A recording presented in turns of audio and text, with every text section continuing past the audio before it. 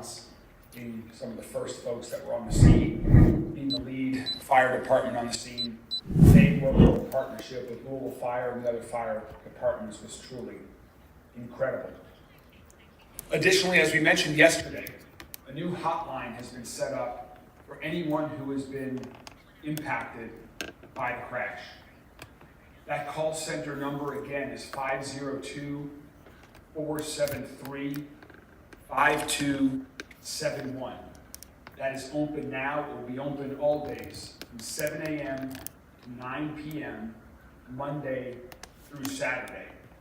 If you own a business that was impacted, if you have lost your job as a result of being impacted, if you have been injured in some other way, if you believe that you have been negatively impacted by the crash, that is the number to reach out. Additionally, when you reach out, there may be an opportunity. We're getting ready to open tomorrow a community resource center. This community resource center will be by appointment that you can make by calling that line. It will be located at 200 High Rise Drive, right off of Fern Valley Road by I-65, to meet with individuals that can help you with the challenges that you may be facing as a result of the tragic UPS crash. One other person I want to thank is here with us today, and that's our Jefferson County Coroner, Joanne Farmer.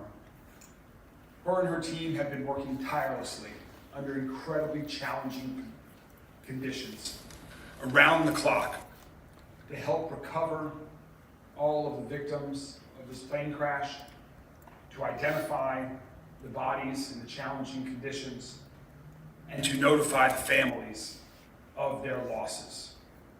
This work has been incredibly challenging, but great care has been taken by Joanne and her team, working as rapidly as possible so that identifications could be made as quickly as possible.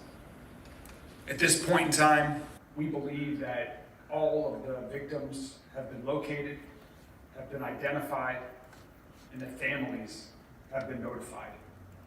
So now I'd like to ask our Jefferson County Coroner, Joanne Farmer, to share a little bit more about the process and to also share with the community the list of the 14 victims who we lost in this tragic plane crash.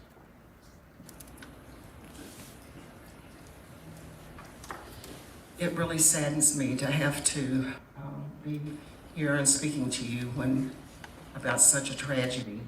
All 14 victims have been identified. They were identified by DNA, some by DNA and dental records, some by DNA and medical records, but all of them were positively identified by the DNA. We finished this completion of testing about less than 24 hours ago, and it was all complete. All of the victims' families have been notified, and we've been working closely with them throughout this whole process. I'll go ahead and release the names now on Flight 2976. Captain Dana Diamond, 62 years old. Captain Richard Wartenberg, 57 years old. First Officer Lee Truitt, 45 years old. Angela Anderson, 45 years old. Carlos Fernandez, 52 years old. Louisness Thedden, 47 years old. And Kimberly Asa, who was the granddaughter, 3 years old, of Mr. Faden. Trinidad Trina Chavez, 37 years old. Continuing, there's Tony Crane, 65 years old. John Lux, 52 years old. John Spray, 45 years old. Matthew Sweets, 37 years old. Ella Petty Orton, 31 years old. And Megan Washburn, 35 years old. And on behalf of the entire coroner's office, to all the families, please accept again our sincere condolences for your tragic loss. Okay. Thank you, Joanne. Thanks again to you and your entire team for the professionalism and the empathy that you all have shown. I know what a difficult process this must have been. Today, as we share the names of those who we've lost, our city feels the full weight of this unimaginable tragedy. Behind every one of these names is a circle of family, friends, stories that will forever be unfinished. I've heard it said that everyone dies twice. Once when you take your last breath, and again when your name is spoken for the last time. So as we hear these names today, let's never forget their lives, their laughter, their love, and all that they meant to those around them and to our entire city. Each of these victims represents a life full of purpose, interrupted far too soon, and also a life that will never fade, because we will always remember them. We will take care of their loved ones, walk with them through grief, and honor the lives they built by always saying their names. Captain Dana Diamond, Captain Richard Wartenberg, First Officer Lee Truitt, Angela Anderson, Carlos Fernandez, Trina Chavez, Tony Crane, John Lux, John Spray, Matthew Sweets, Ella Petty Wharton, Megan Washburn, Luisness Faden, and his granddaughter, Kimberly. May their memories be a blessing. May their memories strengthen us. May their families find comfort in knowing we stand beside them, not just today, but in all of the difficult days ahead. The funerals for these victims will begin in the coming days.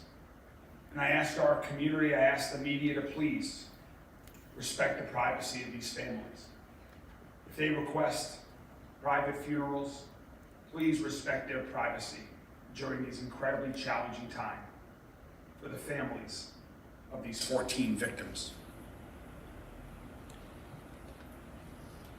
During these times of tragedy and tragic loss, we also saw incredible acts of heroism, incredible acts of bravery, and fantastic public service. I've heard from the NTSB, from other federal partners, folks around the region, about the incredible work the first responder teams have done in response to UPS Flight 2976. And one of the ways that we provided a fantastic public service, I believe, during these challenging times is through the work of LMPD and their support of the victims' families over the past week.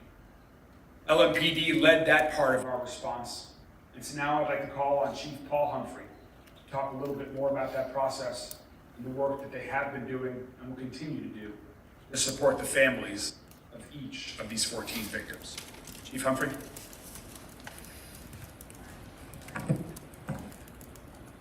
While we send our prayers and condolences to the families, there's going to be times where there will be stories that will be told about each one of the victims. But there's stories that will need to be told about everyone else as well. All of the first responders that rushed towards that fire and put their lives on the line. The employees of Grade A Auto Parts, one who tackled another employee in order to save his life, and then he got up and pulled the other one through the fire to get out. How Sean Garber has taken care of his employees, and his heart's just pouring out to him. He's doing everything he can to make sure that they get taken care of. But one of the things I do want to talk about is our victim services unit and how they were there from the very beginning to make sure that the families were taken care of in any way that we could.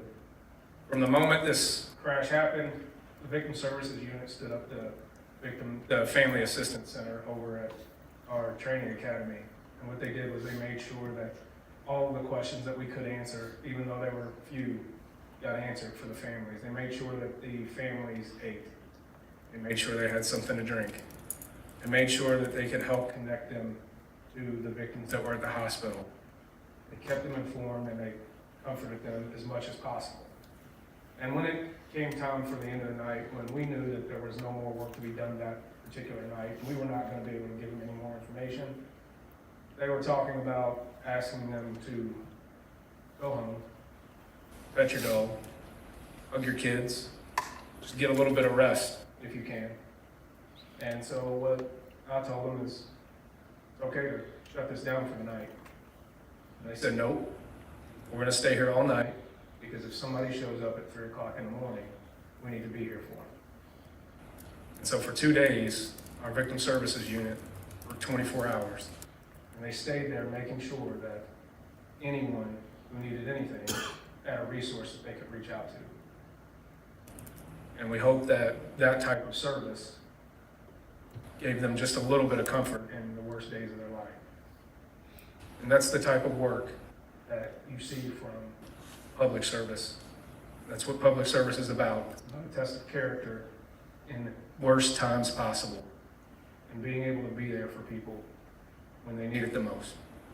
And I think that's what we saw, not just from LMPD, not just from the fire department, but we saw it from the average citizen, the average friend, the average family member, who, when their character was tested, they stepped up and showed what Louisville's all about.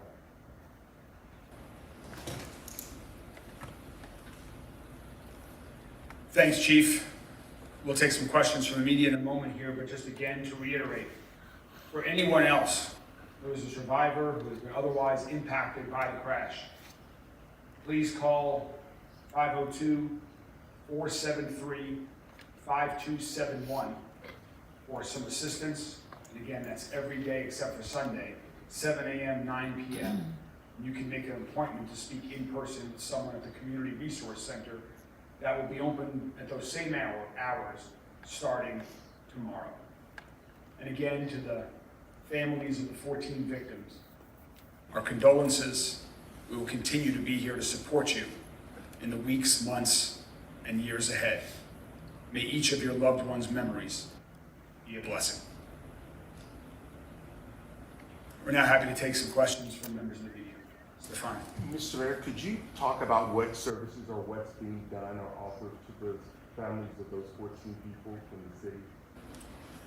So there are several categories. The question about what is being done for the families of the victims. UPS set up the original phone number and response, in addition to what you just heard the chief talk about, the support services that LMPD is providing if additional services are needed from other agencies. When it comes to financial and other support for each of these victims and their families, the UPS has been taking the lead on that right now in direct contact with each of the families. Everyone is going to have different needs. Of course, everyone has a funeral to come to pay for, but beyond that, there are so many other impacts that each one of these victims left for their families, and they'll be handling each one of those individually. Mayor, how confident are you that no other victims will be found at this site? The question was about how confident are we that no other victims will be found at the site.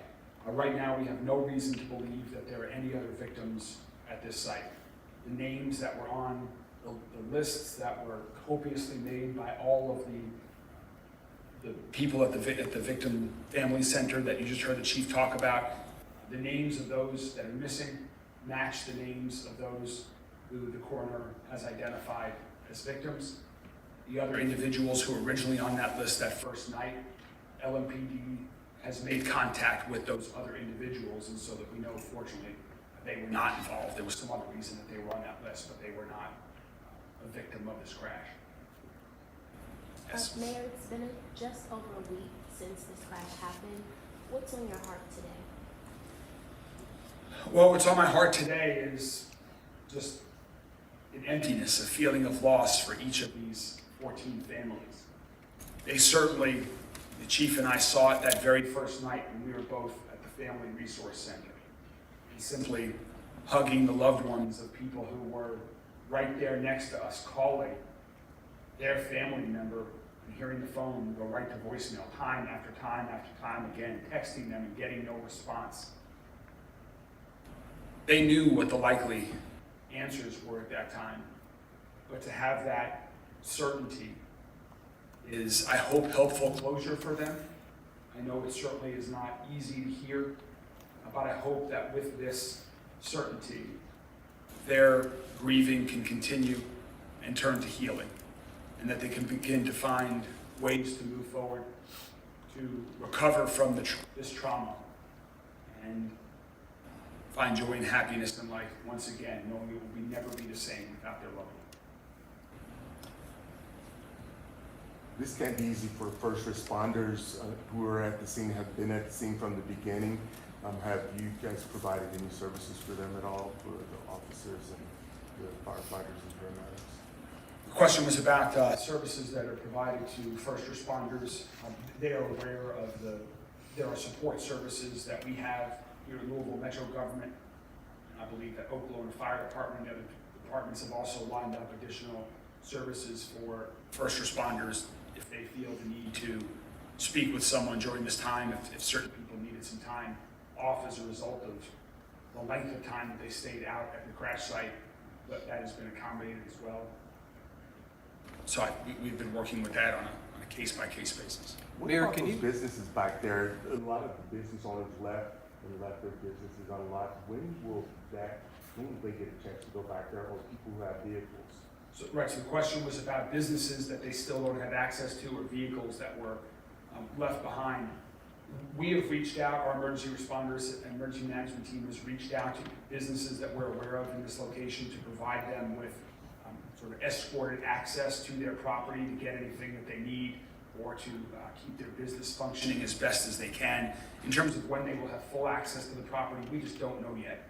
Public safety comes first, the investigation is being completed. We know the pressure that we feel we're putting on ourselves to get people back into their businesses, to get back going again. There are employees that are right now without a job because businesses are closed. We want them to get back into business. So we're working as hastily as we can, but of course, public safety comes first, and the NTSB needs to be able to complete their aspects of the investigation to give us Mayor, access. I'm sorry. Can you share any new information that the NTSB may have communicated to you about their work on the site, and also how much longer they'll be at the site? The question was about NTSB and any new information and how long they'll be on the site. I defer those questions to the NTSB. They're the primary point of contact to release that information publicly. And I know they're working incredibly hard every single day. They didn't let the cold and the snow flurries, they didn't let that deter them from being out there to continuing to work. Other agencies, such as the EPA that was just with us yesterday, is continuing their work as well. I think it's a more complicated and larger debris field than they originally thought. And so I think it's going to take a little bit longer than they thought. How to measure that, I defer those questions to them. I don't want to get ahead of the NTSB on that. Mayor Greenberg, who makes that final decision on when Grave Lane reopens? On whom, right now, it's the NTSB. I mean, we're giving them access to the site. They've got control to make sure that they can continue their investigation. At the same time, we're doing all the things that we believe we need to do from a public safety perspective, so that when they no longer need it to be cordoned off, that it's safe and clean. Again, vehicles that are going into the site have to be power washed before they leave the site on top of sand. We're making sure that everyone has their power back. So there's still things like that that are public safety in nature. We hope those are completed around the same time that the NTSB releases the site from their investigation as well. And then, or at least so that we can shrink it. It might not go back to totally open, but at least to shrink it so that folks that have businesses along Grade A and for traffic and the like can be real. Are there any resources that the city is providing to businesses who may be losing out on the business they could be having right now? So if you are a business that is believed is losing business as a result of the crash, you should call this phone number, 473-5271, if you believe you are an impacted business as a result of this crash. What does that number provide? I'm sorry? What does that number provide for them? It will provide someone who can take your information and evaluate the reason, the type of impact that you had, and begin to provide some assistance as a business owner, or if you're an employee that's been impacted, or if you've been injured but you were still living. Each individual that may be impacted might have a different situation, and so the evaluation of those claims will begin, understanding that for some people, it's cash today, they've got to feed a family, they don't have a job as a result of this crash. Each person is going to be individual. Can I ask Joanne a question? Sure. Joanne, you've been in this business a long time. Can you put this in perspective, this tragedy for us, and how you and your staff are handling this personally Personally, you say? and professionally? Well, everyone is saddened by it. Everyone, it's a tragedy. And when you're in the middle of it and working, and you're in there and you're trying to locate the bodies, looking for body parts and so forth, your mind's busy with that. But now that we have become a little bit settled now, and we're down and we've already made death notification to the families, that was rough on them. There were a group of us yesterday that were doing that. And that's where I think our emotions start to rise at that point, because the search is not completely over, but primarily over. And I had a family member ask me yesterday, how do you ever get used to this? And I said, I don't. If I get used to this and it doesn't bother me anymore, I'm in the wrong profession. I need to move on to something else. So we have a lot of talking at the office. We are a really strong bond there. And I think there's almost a sense of relief that now we feel like we have all of them, and a sense of relief at this point now. Thank you. Mayor, we know that UPS leadership has put out a video message, but have they been in contact with the victims' family? Just to give you perspective, the community has raised some concerns about their public presence or lack thereof following the tragedy, but you don't know if they've been in contact with those who've been impacted. I believe, but I'm not certain that UPS has made contact with the victim's family, but I defer to UPS on that question. I've been in contact with UPS executives, met with some today and meeting with some tomorrow. I will be sure to relay that concern as well to them to make sure they are aware of it if they are not already. Mayor Greenberg, is UPS paying for most of the cleanup out there and maybe some of the repairs that might be needed around roads and things like that? So all of that is being worked out. Those are some of the discussions that we began to have today about the process for reimbursement from the city's perspective, from the other agencies' perspective. Under federal law, following an airplane crash, there are certain things that the airline is required to pay for example, the funeral costs of each of the victims of the crash, and that's all specified by federal law. So we have a team of people, as does UPS right now, that's going through that. Some of it is insurance, some may be the company directly. There may be other parties that are involved in the repayment, and so we're working through all of that right now and trying to figure that out from the city's perspective for other public agencies, and also I know that's a question for those who have been impacted, victims, their families, and others who are impacted. One more question now. With the cleanup going on, I mean, I know you guys had the press conference a couple days ago talking about how much oil, was at the site and has gotten into some waterways, and, that oil is kind of being collected in, tanks and stuff. I wondered, what happens with all the oil and stuff, the runoff that gets collected through the cleanup? Where does that go? So I don't have a specific, the question was where does all the oil that's been in the basin, where that's collected? I don't have a specific answer for you on that. I defer to MSD for that technical answer. But this is not the first time they've been cleaning up hazardous materials that are in the waterways or in the ground, or in this case, 30,000 gallons of oil that fortunately got into a basin that has been protected from getting into any of the waterways. So there are special crews that this is what they do. They remove hazardous materials safely and then dispose of them safely. What that specific process is, I'll defer to MSD on that, but that's what they're doing. It's not just being dumped somewhere else in an unsafe way. We will continue to keep you all updated with any information that we have available as it relates to the investigation. Again, that will primarily come from NTSB, but we do encourage everyone who's been impacted to call that number, to visit with the Community Resource Center, and we will continue to be here to support the community and those impacted. Thank you all very much. Healthy Business Connect Us empowers families to thrive through holistic well-being, early child development, and accessible health care.